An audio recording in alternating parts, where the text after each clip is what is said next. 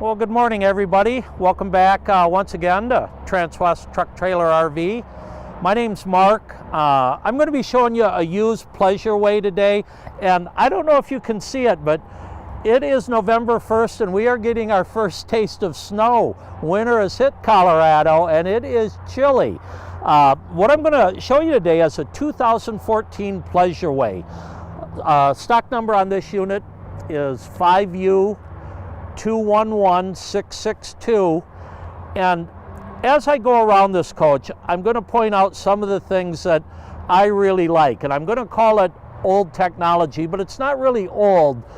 This is an 8-year-old coach now with roughly 70,000 miles, but the mileage doesn't concern me on a Sprinter chassis. These were designed originally as delivery vehicles for FedEx and UPS. They picked this engine and this chassis because it's almost bulletproof. It runs a long time. 200,000-300,000 miles is not unusual. And they make great platforms for an RV. Let's start right here with the engine. And as you can see, this is the V6, the 3-liter Mercedes diesel that they're using today. They've used it a long time. And it looks like there's, fewer components, a little cleaner. Nowadays you see a lot of them with underhood generators. It's a second alternator. This technology wasn't around in 2014. So very simple engine, all your fluids easily accessible. This is where you'd put in your DEF fluid. And one thing kind of unique to the Sprinters I'll show you. Right here, this little post is if you have to jump it. That's your positive terminal. Here's your negative right over here. The starting battery on this is located under the driver's seat, so it's easier to hook into this way. Again, a 2014 Pleasure-way. Pleasure-ways are made up in Saskatoon, Canada, and they're really one of the better built coaches for a lot of reasons. You can tell that this one has been garage stored. It is in beautiful condition inside and out. I wouldn't let the years and mileage turn you off on this one at all. As we walk around, the first thing I'm going to point out that's a little old school is the awning. This is a manual crank awning, and you can see they have a couple of arms for support. You can actually remove those arms, stake it down here, and you could even screen it in if you'd like to. Right here is the crank that rides in the back. And again, you have to manually put it in and out. It's not going to shut on its own if it gets windy. But I don't mind these older components as long as they're in good working order. They've been tried and true for a long time. So not everything has to have the electric awning and the wind sensor to be a good unit. Let's move around a little bit, and I'll point out in the back here, they did mount a spare tire. Now this spare, you can see there's some pins there. It will drop down so you can open both doors, but I'm just going to open this side. And one unique thing about these chassis is this door will open all the way on both sides, give you a lot of access. And as you can see here, there is storage underneath. These bags have the blackout screens for your front window for sleeping at night. But I've got it converted into a bed right now. You can kind of see the size. It's basically a queen size bed. And when we get inside, I'm going to convert that into a table for us. Like all Sprinters, they are rated at 5,000 pounds. You have your 2-inch receiver here with your 7-way plug. You come on around this side, and one thing you'll notice on almost all of these Class Bs, there's really no storage outside, no compartments. This is the back of our refrigerator. This is our furnace, which I have on. Water heater, a 6-gallon propane water heater. Your utility center actually has your cable TV input, your city water input. This is for your 30-amp shore cord. And then your propane on-off switches right here. And then also you get an outside shower. And then down in this compartment, this is your dump valves. And you can see you've got regular holding tanks and a regular black and gray dump valve right there. So like I say, no real storage on the outside, but you know, you've got plenty inside for this size vehicle. I guess that's about it for the outside. It's pretty chilly out here. Let's move in and get a shot of what the living area is like.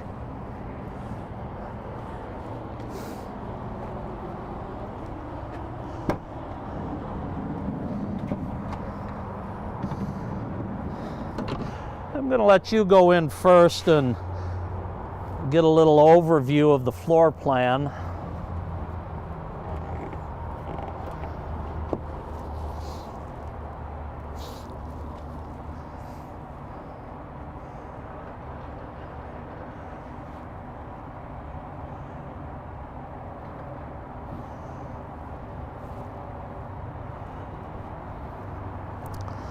I thought it might be easier to start out with this made into a bed and show you how it converts. Before I get to that, let me walk you back. This is our bathroom, and a typical wet bath, but very nicely done. I like the material.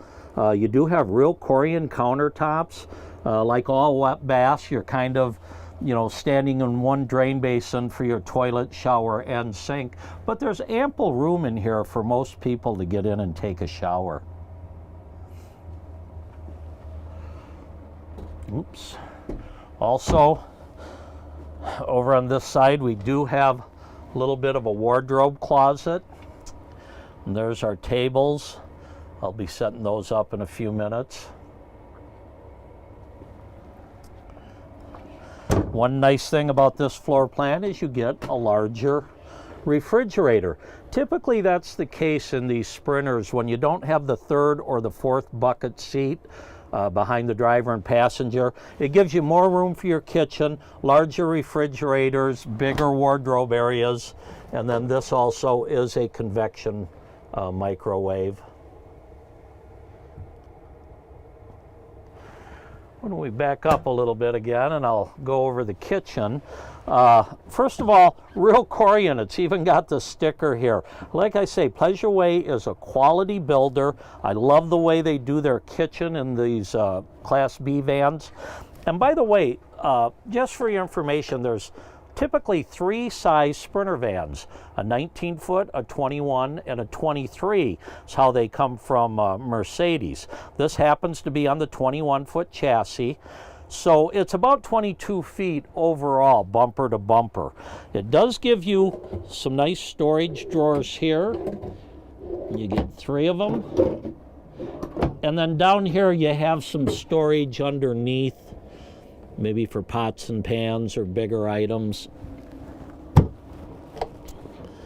You have a couple of shelves under your sink here.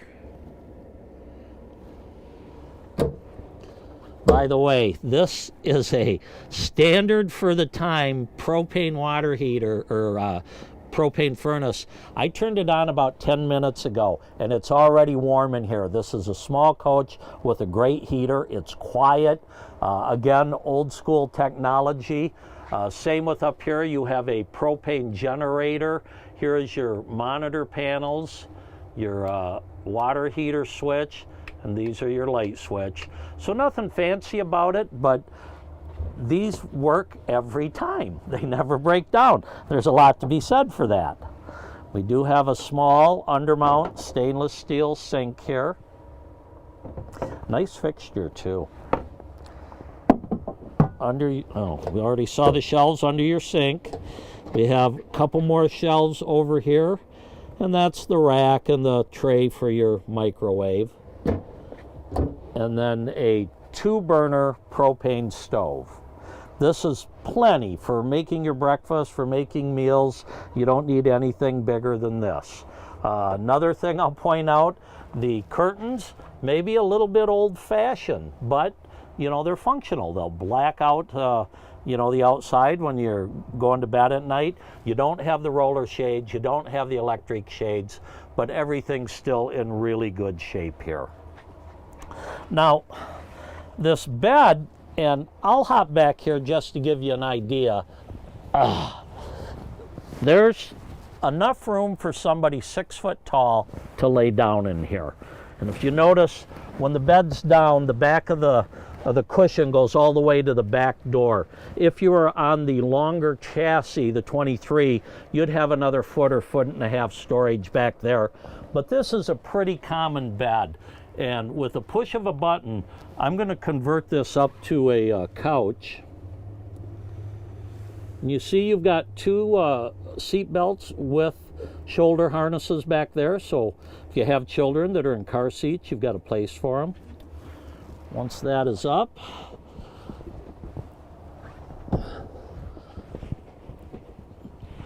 these go back here.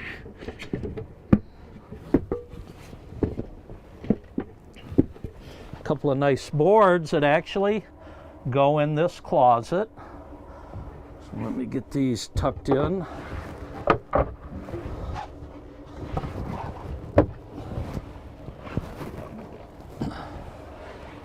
And then, if you can see in here, there's actually two different tables, and they would go right here. Here's your pedestal.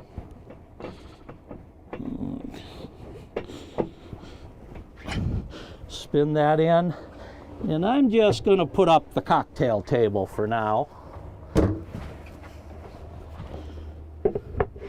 And there you go. Just that fast and easy. Now the bigger the rectangular table, if you're having a meal and maybe you got 3 or 4 people back here, it gives you a little bit more room. But this is a very convenient area. If I was using this and out doing a photo tour or something, I'd put the bigger table here. I'd have a place for my laptop, all my cameras, a nice workstation back here. Again, very comfortable, easy to convert from a bed to a table. So I'll go ahead and put these back.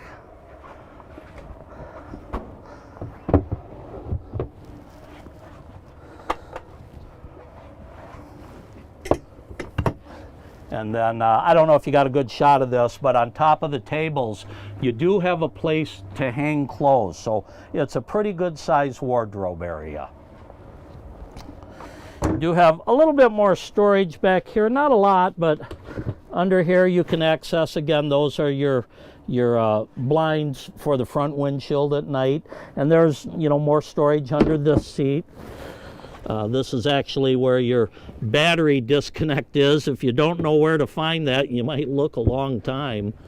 And then you can see over here, there is a little bit of storage under there. That's your fender. You also get a little extension here. So it's a big kitchen area, all in all, and plenty large enough for 2 average sized people to sleep here.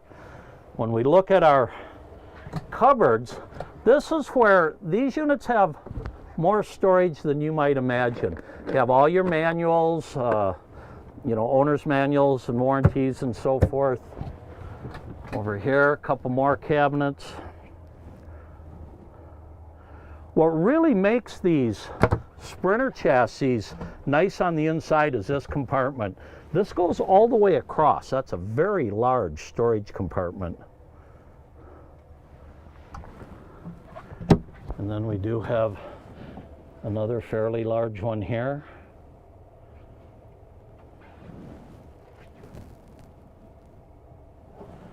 And then here's our DVD player. Looks like our inverter up there. You have a TV that does pull out on a swing arm, so you can actually face this more toward the front if you want to watch TV from up there in the passenger seat. Tucks away very easy with a nice solid latch. Again, kind of old school, but in great shape. So if you're interested in a Class B, a Sprinter van, and this is kind of the medium length, about 21 to 22 feet overall, 70,000 miles, but it runs extremely well, been garage kept, this may be the unit for you. Let me give you my contact information here. Once again, my name is Mark Love, and here's my contact info. If you want to call or text my cell phone right there, 970-631-0083. And thank you for all you viewers out there that do comment and contact me. I appreciate your comments. Let me know if you have any questions, if there's another unit maybe you want information on. Once again, the snow's coming down pretty good. I'm glad we're about to wrap this up. Drive careful out there, friends. I'll be back again tomorrow, I believe, doing another video. So until then, happy trails. See you next time.